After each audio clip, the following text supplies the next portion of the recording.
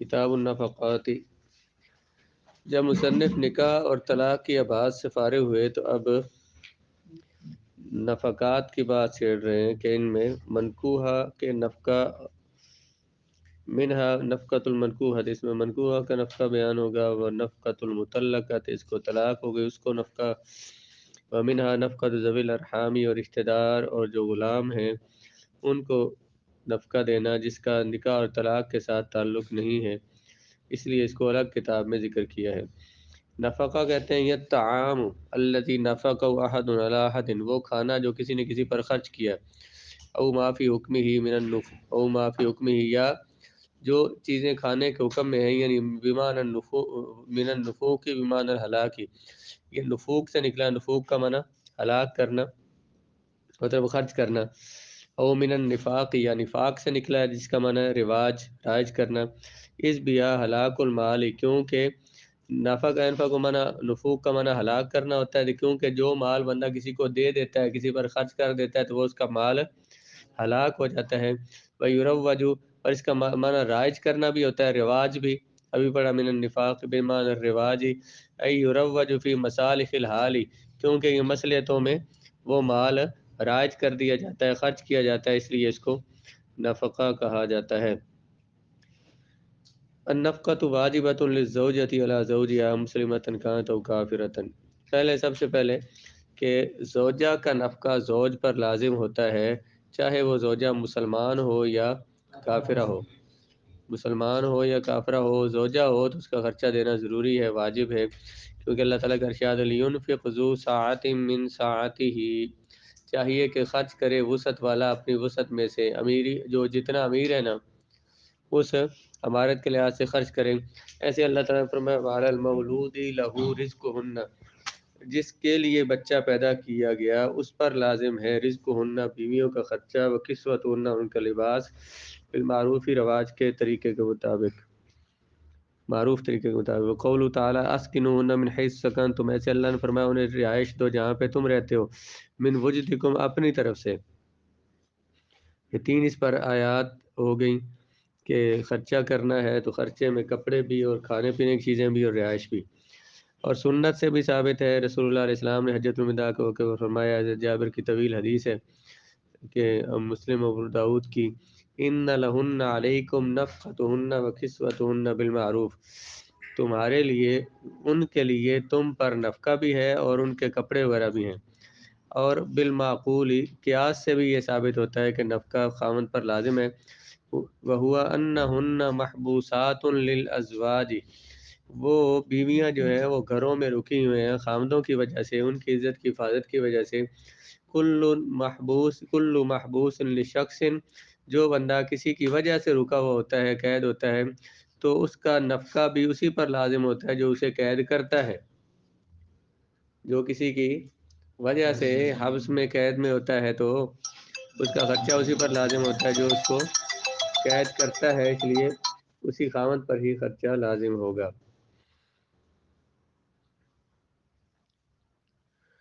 النفقۃ، نفقہ واجب ہے زوجہ کے لیے اس کے زوج پر،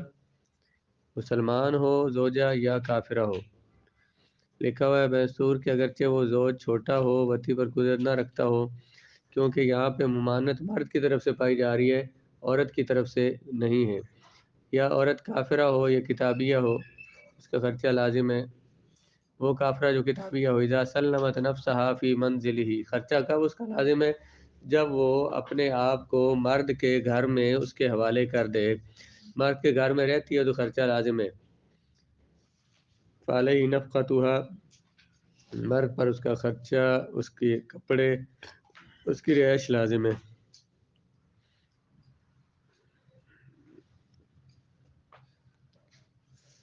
یہ جو کہا ہے کہ زوجہ کا خرچہ لازم ہے چاہے وہ فقیر ہو چاہے امیر ہو، فإن غناها لا يبطل حقها في النفقة على زوجها موطوءة كانت المرأة أولى،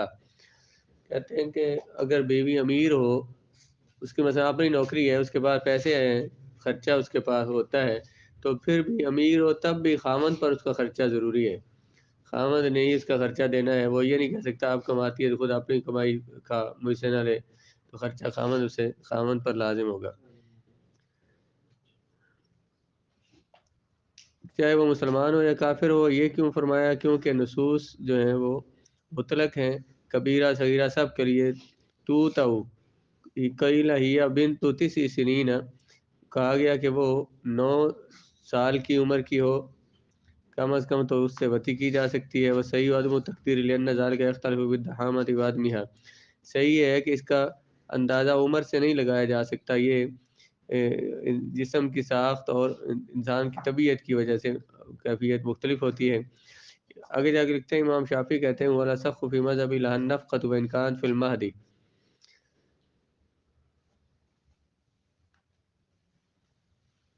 وہ فرماتے ہیں کہ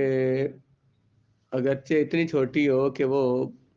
پنگوڑے میں ہو تو پھر بھی اس کا خرچہ دینا ضروری ہے۔ ہماری دلیل ان نفقۃ الاحتباس مستحقن بعقد النکاح، نفقہ جو ہے وہ لازم ہے الاحتباس مستحقن، اس احتباس کی وجہ سے جو بندے کے ذمہ میں لازم ہے، عقد نکاح کی وجہ سے اس نے نکاح کر لیا، نکاح کے بعد اس نے اسے اپنے گھر میں روکا ہوا ہے، گھر میں رکھا ہوا ہے، تو یہ احتباس جو ہے گھر میں رکھنا، اس وجہ سے اس پر خرچہ لازم ہے۔ ینتفع بالزوج، جس سے زوج فائدے حاصل کرتا ہے، جماع کے و دوائی ہی، یا نکاح کی طرف لے جانے والی چیزوں سے، تو بس صغیرۃ لا تصلح، صغیرہ جو ہے ان چیزوں کی صلاحیت نہیں رکھتی ہے، اس لیے اسے خرچہ نہیں ملے گا۔ ثم لذلك فكان كالناشزة حتى لو كان مشتهاة يمكن جماعها فيما دون الفرج وجب نفقتها، اگر کوئی اتنی چھوٹی ہو کہ اس پر شہوت تو ہو سکتی ہو لیکن اس پہ جماع نہ ہو سکتا ہو تو اس کا خرچہ بھی لازم ہوگا۔ تو یہ جو چھوٹی ہے یہ ایسے ہی سمجھ لے کہ جیسے ناشزہ، ناشزہ مطلب جو مرد کے گھر میں نہیں رہتی، انکار کرنے والی، لڑنے والی جو اس کی ہے، تو اس کو بھی خرچہ تو اس نے اس تو نہیں دینا ہوتا اگر گھر میں نہیں رہتی ہے تو یہ چھوٹی اس میں شمار ہو جائے گی۔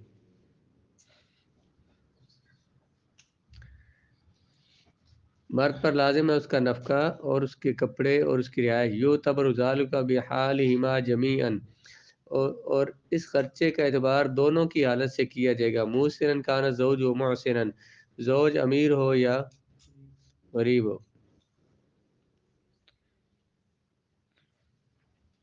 یہ جو نفقہ کا ہے، نفقہ سے مراد آیت نمبر 7 پر جو کھانے پینے کی چیزیں ہیں اور رہائش، اس کے علاوہ ہے کپڑے بھی ہیں، اس میں دونوں کی حالت کا اعتبار کیا جائے گا۔ امام خصاف نے اس کی وضاحت کی، انہوں نے کہا کہ تجب علی الزوج الموسر للمرأة الموسرة نفقۃ الیسار، مرد امیر ہے، عورت بھی امیر ہے، تو امیروں والا خرچہ لازم ہے، اور امیر مرد ہے اور عورت جو ہے نا وہ تنگ دست ہے تو نفقہ غریبوں والا دینا اس نے۔ وتجب علی الموسر للمرأة المعسرة، نہیں، مرد غریب ہے اور عورت بھی غریب ہی ہے تو پھر غریبوں کا خرچہ دینا ہے، مرد امیر ہے اور عورت غریب ہے تو خرچہ درمیانہ دیا جائے گا۔ ادنا من نفقۃ الموسرات، جو امیر عورتوں کو خرچہ دیتے ہیں اس سے کم اور جو غریب کو دیتے ہیں اس سے زیادہ۔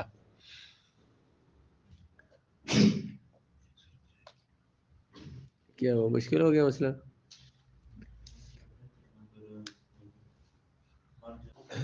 اور اس پر دلیل جو ہے نا وہ قول شافعی ہے، وجہ ما ذکر الخصاف، امام خصاف نے جو ذکر کیا ہے نا وہ حضور کی حدیث ہے، حضور علیہ الصلوۃ والسلام سے ہندہ نے پوچھا کہ ابو سفیان مجھے خرچہ نہیں دیتے، کم دیتے ہیں، تو حضور نے انہیں فرمایا کہ خذی من مالی ابی سفیان، ابی سفیان کے مال سے لے لیا کرو، ما یکفی کی، جو تمہارے لیے کافی ہو، والدہ کی، اور تمہارے بچے کے لیے کافی ہو، بالمعروف ہی، ضرورت کے مطابق، معروف کا یہاں منع کریں گے، ضرورت کے مطابق جتنی تجھے ضرورت ہے اتنا خرچہ لے لیا کرو، ان سے پوچھے بغیر، یعنی ان سے پیسوں سے لے لیا کرو۔ فاتبر حالہا، حضور نے ان کی حالت کا اعتبار کیا، ما یکفی کی والدہ کی، جو تمہیں کافی ہو، تو یعنی بیوی کی حالت کا اعتبار کیا ہے، تو اس لیے جیسی وہ ہے تو اس طرح کا خرچہ دینا ہے۔ لأن المقصود میں نفقہ الکفایت، کیونکہ نفقہ سے مقصود جو ہے اس عورت کا گزارا ہو جائے، والفقیرۃ لا تحتاج الی کفایت الموسرات، جو خود غریب ہے تو اسے امیروں والا گزارا کرنا نہیں ہوتا، اسے غریبوں والا ہی رہنا ہوتا ہے، بل تکتفی بما دون ذلک، بلکہ اس سے کم پر اس کو گزارا ہو سکتا ہے، اس لیے زیادہ اسے نہیں دیا جائے گا۔ اور وجہ ما ذکر ابو الحسن قوله تعالی لینفق ذو سعۃ من سعته، اللہ تعالیٰ نے ارشاد فرمایا لینفق ذو سعۃ من سعته، کہ وسعت والا اپنی وسعت میں سے خرچ کرے، ومن قادر علیہ رزقہ فلینفق مما آتاہ اللہ، جس پر اللہ نے رزق وسیع کر دیا ہو تو جو اللہ نے اسے رزق دیا اس میں سے وہ خرچ کرے۔ تو امام ابو الحسن نے ذکر کیا کہ مرد کے حال کا اعتبار کیا جائے گا فی الیساری والاعساری، کہ اللہ نے کیا فرمایا فلینفق، اسے چاہیے کہ وہ خرچ کرے اس میں سے جو اللہ نے اسے دیا ہے۔ تو اس کا جواب یہ ہے کہ آیت دلالت کرتی ہے کہ لینفق من سعتہ، آیت صرف اس پر دلالت کرتی ہے کہ خرچہ مرد کرے گا اپنی وسعت میں سے، ولیس فی انہ ینفق عن اکثر النفقات، اس میں یہ ذکر نہیں ہے کہ زیادہ خرچے کرے گا، بلکہ اس سے تو یہی لگتا ہے لینفق ما آتاہ اللہ، جو اللہ نے اسے دیا وہ خرچ کرے، مطلب جس طرح کہ اللہ نے اسے دیا امیروں والا ہے غریبوں والا وہ والا خرچہ اس نے دینا ہے۔ فَإِنِ امْتَنَعَتْ مِنْ تَسْلِيمِ نَفْسِهَا حَتَّى يُؤْتِيَهَا مَهْرَهَا فَلَا النَّفْقَةُ، اگر عورت اپنے آپ کو سپرد کرنے سے روک دے، وہ کہے کہ میں تمہارے گھر میں نہیں رہتی جب تک کہ تم مجھے مہر نہیں دو گے، اب اسے خرچہ بھی ملے گا۔ اب اسے کس وجہ سے نہیں رہ رہی گھر میں، اس کے پاس مہر دینا مرد پر لازم ہے، مرد اسے مہر دے تو وہ اس کے گھر میں رہے گی، وہ رہے گی تو پھر اسے خرچہ پھر اسے دینا پڑے گا، لیکن وہ یہاں پہ مرد مہر نہیں دے رہا، اس وجہ سے وہ انکار کر رہی ہے، وہ پیچھے کیا پڑا حاشیے میں، ناشزہ جو ہے جو انکار کرتی ہے، جو اس کے گھر میں نہیں رہتی تو اس کو خرچہ نہیں دینا، تو یہ کیوں نہیں رہ رہی، قصور مرد کا ہے نا کہ مہر نہیں دے رہا، تو اس نے کہا مہر دو گے تو تمہارے گھر میں رہوں گی، تو یہاں قصور مرد کا ہے، اس لیے مرد کی وجہ سے وہ غیر آباد ہے تو اسے خرچہ دینا پڑے گا مرد کو۔ لأن ترک تسلیم لمانا فیہ، کیونکہ سپرد نہ کرنا عورت کا اپنے آپ کو اس وجہ سے ہے جو مرد میں پائی جاتی ہے۔ فَإِنِ امْتَنَعَتْ، اگر وہ رک گئی اپنا آپ سپرد کرنے سے یہاں تک کہ مرد دے اس کو مہر، اس کے لیے نفقہ ہے۔ فَإِنْ نَشَزَتْ فَلَا نَفْقَةَ لَهَا حَتَّى تَعُودَ إِلَىٰ مَنْزِلِهِ، اور اگر وہ ویسے انکار کرتی ہے گھر میں اس کے پاس رہنے سے تو اسے نفقہ نہیں ملے گا جب تک کہ گھر واپس نہیں آتی۔ لأن فوت الاحتباس منہا، کیونکہ یہاں پر احتباس کا نہ پایا جانا یہ عورت کی جانب سے، فیضا عادت جال احتباس، جب وہ واپس آ گئی احتباس آ گیا، فتجب النفقۃ، تو نفقہ لازم ہوگا۔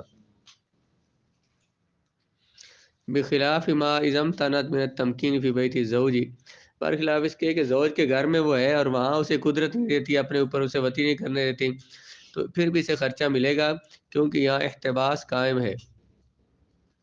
والزوج یقدر علی الوطی کرہا، تو اگر اسے مسئلہ ہے تو وہ مجبوراً بھی اس سے وطی کر سکتا ہے، اس لیے اس کا گھر میں موجود ہونا یہ ضروری ہے خرچے کے لیے، تو خرچہ اسے دینا پڑے گا۔ فَإِن نَشَزَتْ، اگر اس نے انکار کیا تو اس کو خرچہ نہیں ملے گا یہاں تک کہ وہ لوٹ آئے، اِلیٰ مَنْزِلِهِ، یعنی اِلیٰ قَبْضِهِ، مرد کے قبضے میں واپس آ جائے۔ وَإِنْ كَانَتْ صَغِيرَةً لَا يُسْتَمْتَعُ بِهَا فَلَا نَفْقَةَ لَهَا وَإِنْ سَلَّمَتْ إِلَيْهِ نَفْسَهَا، اگر عورت صغیرہ ہو جس سے فائدہ نہیں حاصل کیا جا سکتا تو اسے نفقہ نہیں ملے گا، اگرچہ وہ مرد کے پاس رہے، اس کے گھر میں رہے، لیکن اسے خرچہ نہیں ملے گا، خرچہ اسی سے ملے گا، اسی کو ہی ملے گا جس سے فوائد حاصل کیے جا سکتے ہیں۔ لأن العز جاء من قبله، فإن كانت ممن ينتفع بها للاستئناس وللخدمة فأمسك في بيته فلا النفقة، لیکن ناشے میں لکھا کہ اگر چھوٹی ہے اسے وطی تو نہیں کر سکتا لیکن اس سے اور فائدے ہو سکتے ہیں، للاستئناس، مؤنثت مانوس ہونا، یا اس سے کام وغیرہ وہ کر سکتی ہے، تو اسے گھر میں بھی رکھا ہوا تو اسے خرچہ دیا جائے گا۔